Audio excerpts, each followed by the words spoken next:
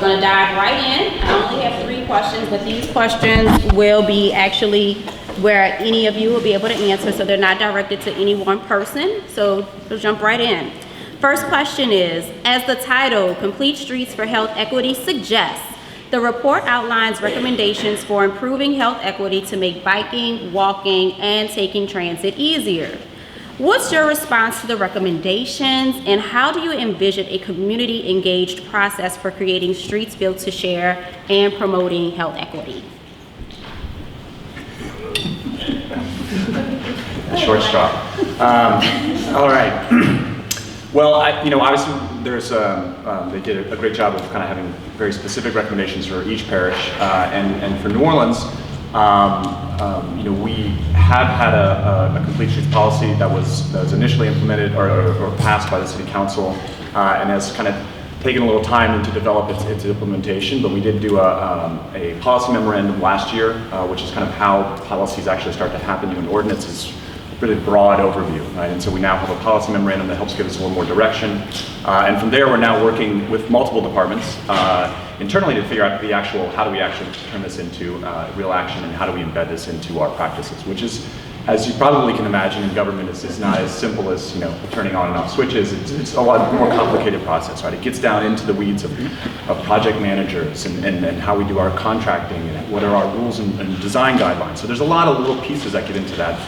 So it's a process, and I think for New Orleans, I think we're in the right direction, and this report actually gives that boost. It helps create more community demand and awareness, which is always a good idea. I mean, we're supposed to be representative of the community priorities, and so this helps further our efforts.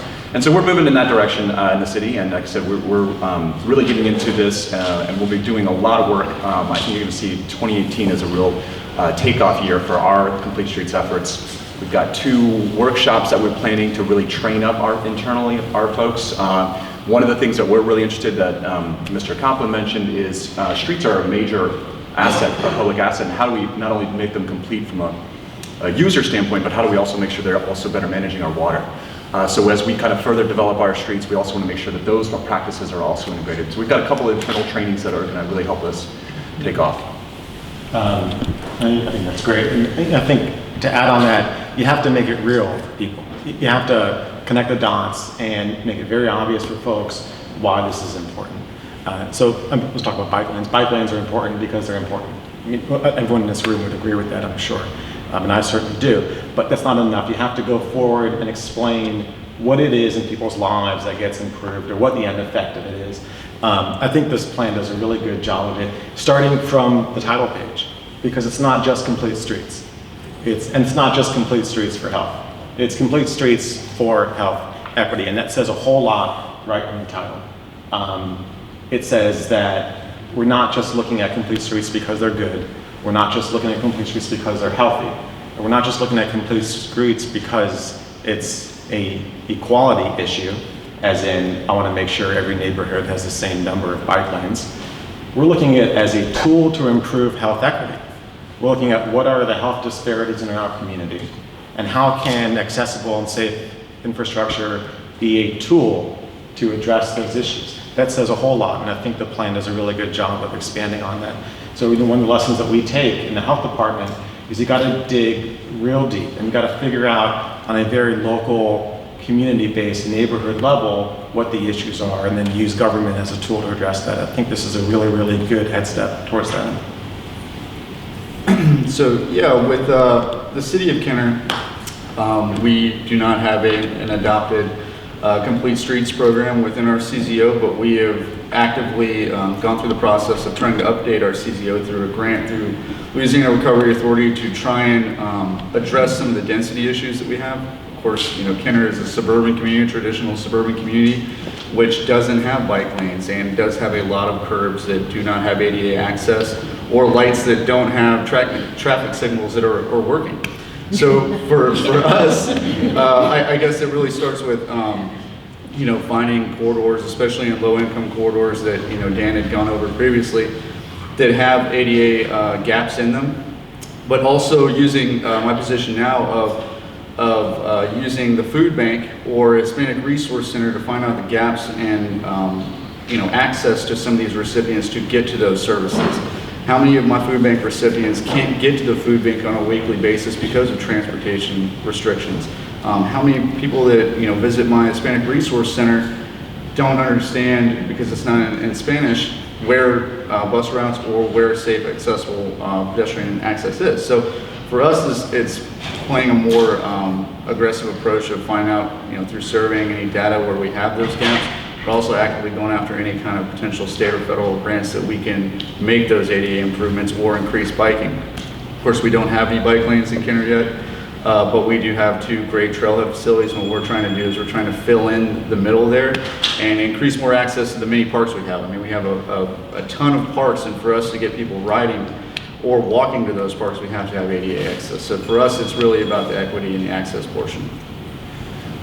I was going to add on, because you asked about community engagement, so I want to kind of also maybe add on to that part of it too. Is I think it's touched on a little bit on the previous group, which did a good job of highlighting that there is not a clear consensus in our community about what we should do with our streets, right? I mean, by any stretch. So that obviously makes our job a lot harder. And when we do things, sometimes we find out just how divided we are as a community. Our Barone bike lane is a pretty good example of how visible and vocal. We even had to defend off a frivolous lawsuit around that.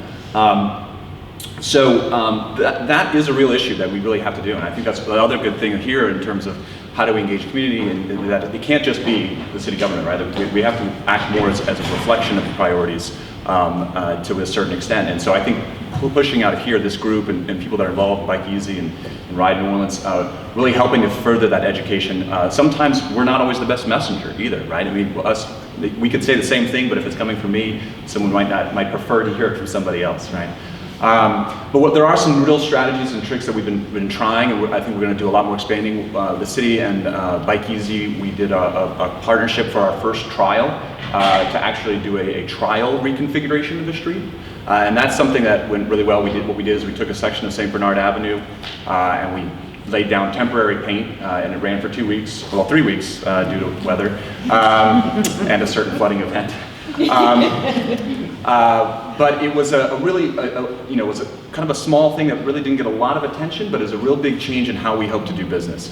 And that is a way that we can try before you buy. And particularly when it comes to streets and this physical environment, a lot of times people's fears and concerns are because they don't have any tangible evidence, they can't experience it. And so I think the more that we allow people to experience things, to experience changes, is one way we can kind of convert them over. And so that's an approach and engagement that I think would like to see a lot more. We think that went very successfully, and also something we think will be very effective going forward.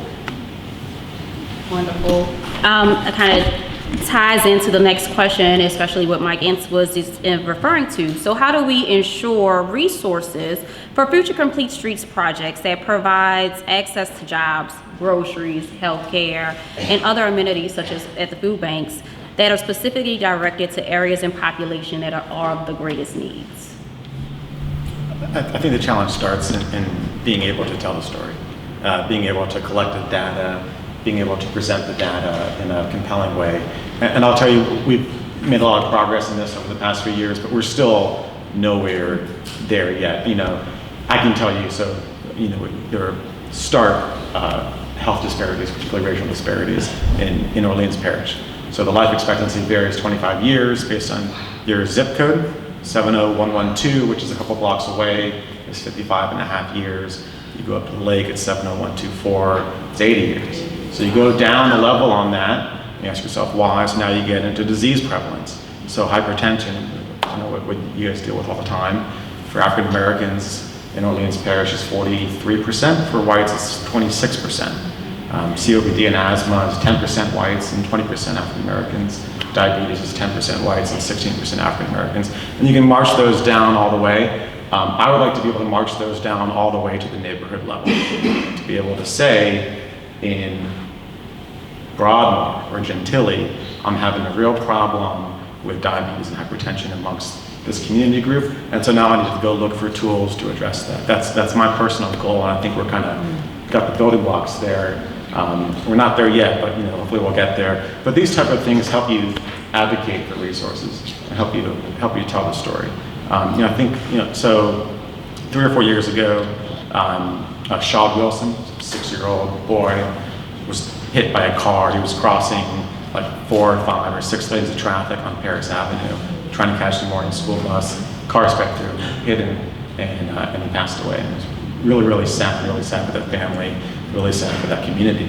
And you think about the downstream effects of that on that community. If you live in that neighborhood, you can let your kids go out and play in the yard. You can let your kids go bike to the corner store. Absolutely not. And those things have real health impacts. I think it's on us to be able to tell that story in a compelling way. That's how we get resources to address it. Hearing that just reminds me of that when it happened, and I can remember that people in this community were in an uproar. But as we have seen, biking is on a roll. We are really pushing biking right now. We have the bike share, and Bike Easy has done a lot. And so as that popularity has grown in recent years in both Orleans and in Jefferson Parish, New Orleans has more than 115 bike lanes, as we talked about. Kanter's doing the improvements at the trailheads for the levee pads, and then Jefferson Parish has the funding to expand on their bike network. What plans do you have to continue to grow in overall ridership while ensuring improved safety and integration with the existing transportation systems? Yeah, so for us, it's been more of a systematic approach, I guess.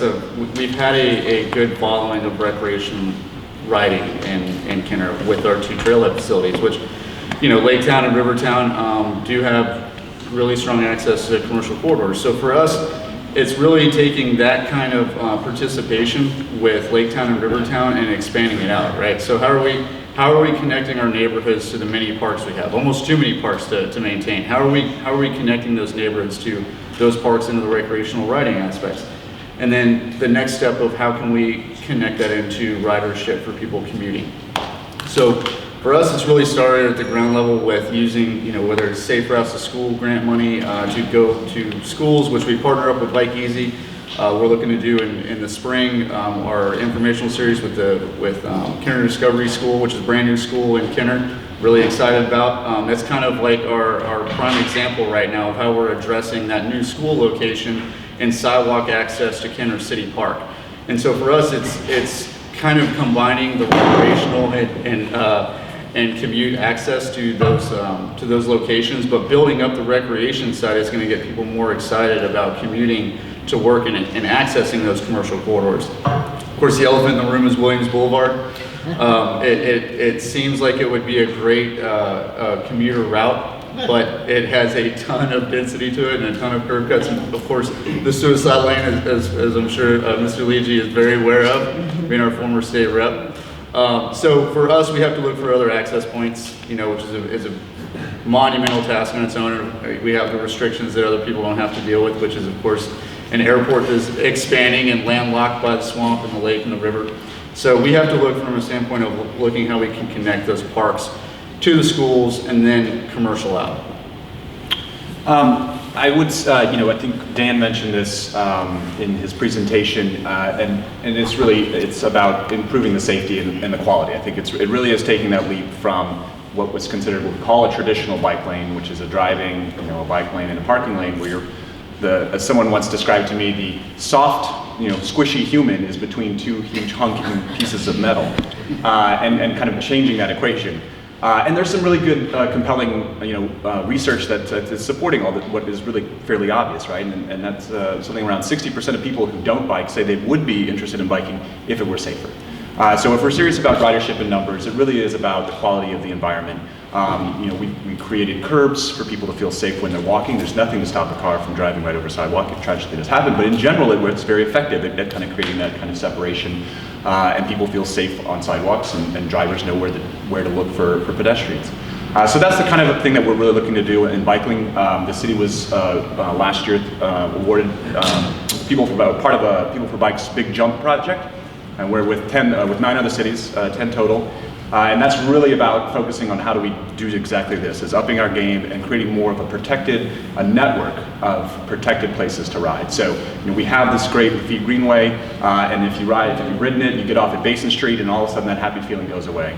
And so we know we have to get people off of the Greenway, through downtown, into uptown, and start to make those connections and build that out. And I think that's really what's going to help drive the ridership. And the same is true, I mean, we haven't mentioned as much, but transit is the same way too, right? I mean, transit when it runs in mixed traffic, it has all the same delays and congestions, then it becomes less of an attractive alternative, right? The more, if we give transit priority space where it's needed most, it also becomes more attractive. It becomes a faster alternative sometimes, right? There's no reason we should be sitting in traffic going to a Saints game down Loyola Avenue, you know. So these are the things I think that are really going to help drive ridership and people using these other modes is the quality of the experience and the priority. And I'll just add, we shouldn't discount encouraging the human infrastructure, just the biking community needs to be fostered. So you look at the numbers, you look at the experience of like in the Netherlands and Amsterdam. You know, one of the safest things you can do as a biker is get 50 of your friends to bike with you every day. And Ms. Chalk over there, you had mentioned the social rides at night with the lights and the tunes, and that's awesome because it says not only is biking safe and we're all here, but it's like, you know, really fun and I want to do it. I think we just got to encourage public displays of biking, encourage the more people that bike, this snowball effect, it becomes safer, it becomes more infrastructure, you know, it's a lot. I think that's something that individuals can do, just really, you know, go encourage for your friends to bike with you and keep doing that. On bike share. This discussion has been so robust. I think we have time for just one question. I saw you raise your hand. You're very excited about that question. So if you want to go ahead and answer it, I mean, ask the question so we can get an answer, and then we'll wrap up the portion for the panel. I feel really privileged. I think rideshare programs are already transforming commuting patterns and how people get around cities. Obviously, electric cars will change how people think about access to fuels, and with self-driving vehicles coming up soon as well, ownership patterns, commuting patterns, all that is probably going to shift. How do we, as a community or as communities or as a region, make sure that we can have discussions around those issues and incorporate all the coming trends and not just the ones from the past couple of decades around biking and complete streets, and actually think ahead a bit more so it's not just the data companies and the car companies that are coming in and implementing new systems without more of a community say as to what our streets look like. That's not how we don't have bike shares, so that is way down the road for the city of Kanter. Let's get our first bike lane. Well, I'll try and sell that at the city council meeting tomorrow night. I think for us, kind of mentioning that we are landlocked, we have the airport and the lake, the river, and the swamp is addressing increase in population. You know, as a suburban community, I'm looking to attract more of a younger crowd, so to speak, to come to Kanter so that we can, you know, bring some of these amenities in play to attract these folks. For us, it comes into density, I guess, is, you know, how are we going to adjust to that population increase? If you've ever driven on Williams Boulevard, it takes forever to go from the lake to the river. It should not take 15 to 20 minutes to get to the lake to the river. I used to live in Kanter when I first moved here, and it takes me the same amount of time from Grand Lake to get to Kanter City Hall as it did when I lived in Bayou St. John. That's a problem. So how are we going to address those population increases, the density to address that? And it's not going to be cars. So we have to have other modes of transportation. You know, for us, I think we're very, very interested in expanding from our bus route system, and then bikes, of course. But you know, going back to, you know, doing it in a different approach, I guess, for us of what we've done in the past is going after the kids and getting kids more and more involved and dragging the parents into it to get their habits changed a little bit. Yeah, I mean, I would say that we certainly need to start having some community conversations to prepare people and to kind of speak honestly about these things that are coming, because I think we've, you know, even through the experiences of rideshare, you know, the shiny new package is starting to wear off, and people are kind of starting to realize that it's not this perfect magic bullet solution. Just like it turns out cars are not a perfect solution to, you know, getting around by horses and streetcars.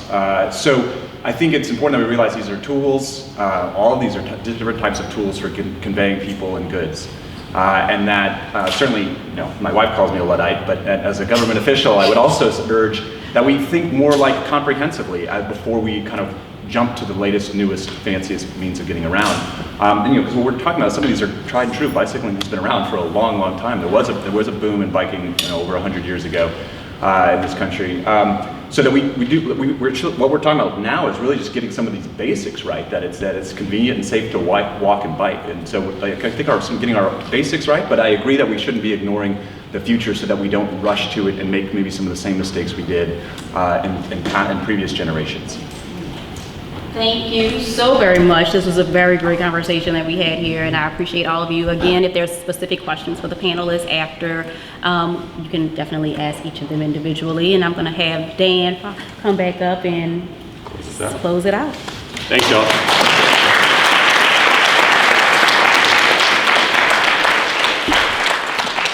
So I will say I'm glad I didn't get that question from Aaron, but it does tee up. I do want to let people know we are part of the local host committee for an international conference that's coming to New Orleans called Walk Bike Places that will be here in September of next year, where I'm positive that some of the conversations that you talked about will end up on the program. So please look on our website for more on that, or at walkbikeplaces.org. So thanks again for everyone for coming here. As it turns out, as we've seen today, the road to healthier neighborhoods is literally a better road.